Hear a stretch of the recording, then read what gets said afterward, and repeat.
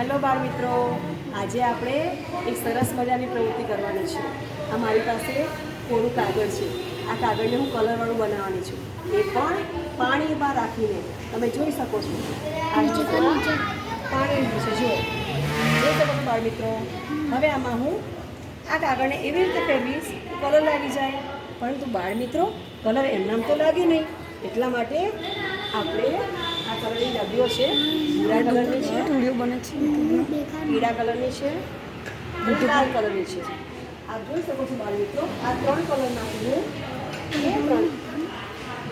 બે ત્રણ ટપકા આમાં નાખીશ.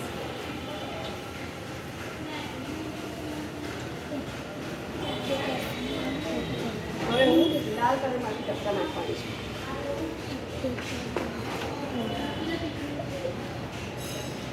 ત્યારબાદ પીળા કલરમાંથી ટપકા નાખીશું. હવે તમારે આને સ્ટ્રોની મદદથી અથવા પોતાની ફૂગથી ફેલાવવાના છે.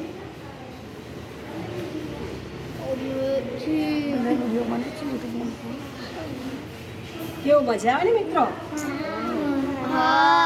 હવે જુઓ, થોડી ડિઝાઇન મને દેખાઈ રહી છે. એ ડિઝાઇનને હું આ કાગળ પર લેવાની છું. તમારે કાગળને ધીરે રહીને આની પર મૂકવાનું છે પાણીમાં અને ફેરવવાનું છે. પછી આને ઉચકી લેવાનો છે. જો કેવી સરસ ડિઝાઇન દેખાઈ.